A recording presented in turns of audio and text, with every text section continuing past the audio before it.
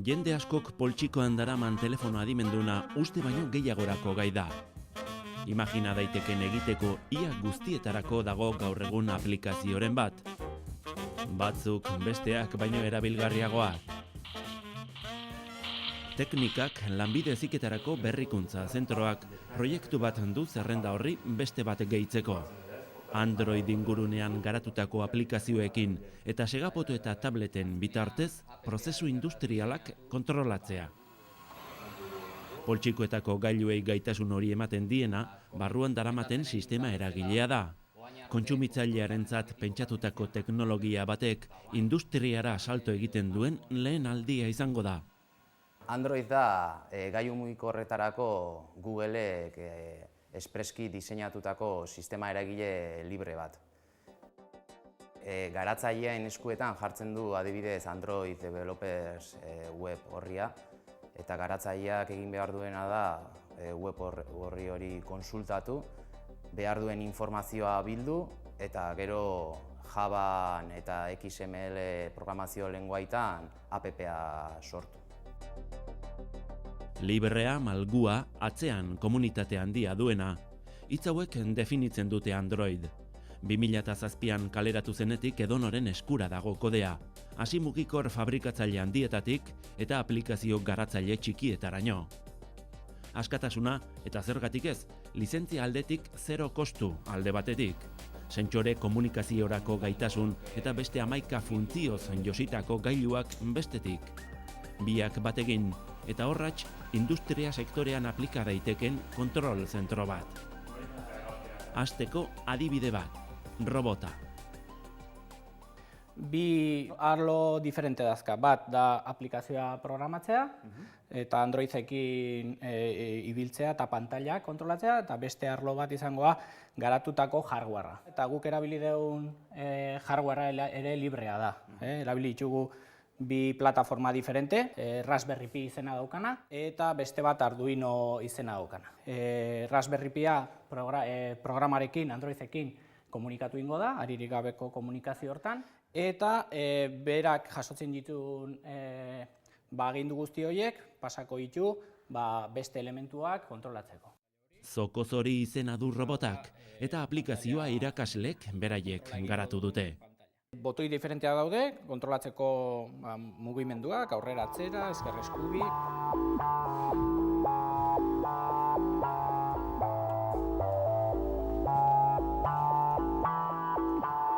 Ahotsakin ere kontrolatu dezakegu aurrera atzea joan dadila, eta baita azelerometroakin tableta mugituta, volante bat izango balitz bezala tableta erabilita, kontrolatzen dugu robota.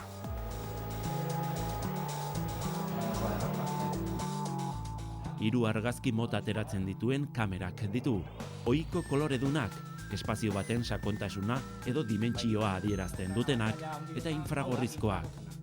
Honekin, naiz eta argirik ez egon, guk ikusi dezakegu zer dagoen. Garatzaileek pentsatu dute, bakarrik bizi diren adinekoak zaintzeko balio lezakeela robotak. Baina produktuak garatzea ez da proiektu honen helburua. Android non eta nola erabil daitekeen esploratzea da asmoa. Bide horretan sortzen den ezagutza, lanbide heziketako zentroetara zabalduko da, eta teknikaren webgunean ere egongo da denen eskura. Errenteriako Don Bosko ikastetxean ekin diote lan horri. Hainbat proiektutan ari dira dagoeneko Androiden garatutako kontrol tresnak erabiltzen. 3D inprimagailu hau adibidez, tabletetik edo mugikorretik maneia daiteke. Eta nik honen bidez itetena azken finean Bluetoothen bidez komanduak kodigoa bialdu, impresorak ulertu iteu. Impresoran kontrola daukau, aplikazioa atinde eta Zer kontrola daiteke hemendik?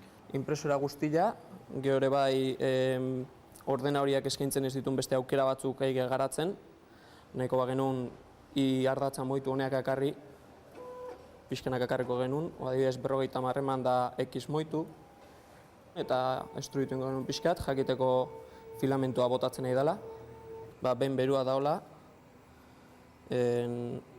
jarriko genuen montar dispositibo. Tabletak SD txartelean duena sagardo ateratzeko gailu horietako baten planoa da. Bluetooth bitartez bidaltzen da informazio hori inprimagailura eta modu berean komunikatzen dira bi gailuak. Urpeko untzi hau berriz Wi-Fi bidez jartzen da harremanetan tabletarekin.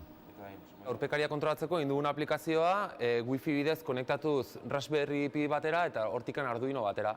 Eta botoi batzuk jarri ditugu, aurrera juteko motorea, atzera, sumergire eman da, bi kamera batera beteko dira eta submarinua jaitsi egingo da, eta azten denekin alderantziz.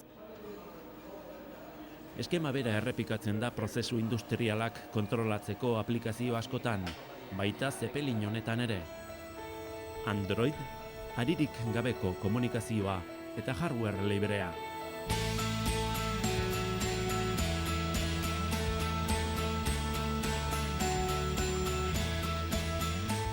Zeppelina, Wi-Fi zuzena edo bi punturen artekoa erabiliz gidatzen da tabletatik.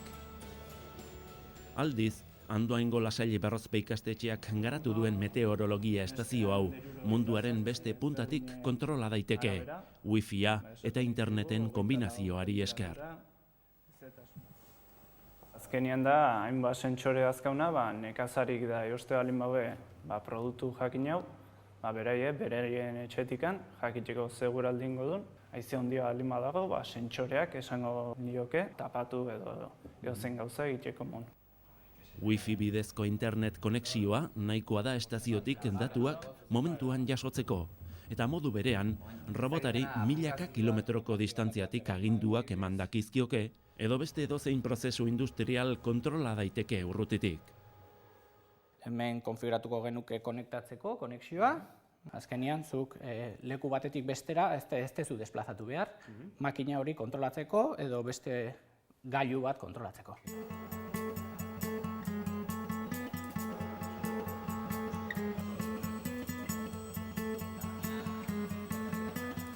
Pentsa, hemendik 2 urtea, 21. mendeko ikasleak izango ditugula gure ikasgeletan, hau da, 2000. urtean jaio dian ikasleak, eta beraientzat teknologia mota hau, Android, smartphoneak, eta oso ohiko teknologiak dira, beraiekin jaio dira, eta errez asimilatzen dute teknologia honen erabilpena. Beraz, abantaila bat izango da, beraiekin klasean teknologia hauekin lan egitea. Eta hori guztia, poltsikoan dugun? Bai, tableta eta bai mugikor batetik, edo Androidek ateratzen duen beste gailu bat, izan daitekena Google Glass. Azkenean Android dauka bat barruan, zuk aplikazioa egite bali mazu Androidentzako, Glassentzako pixka eta diferentea da, baina Android ere ba, eta badaukazu hori dena ere kontrolatzea.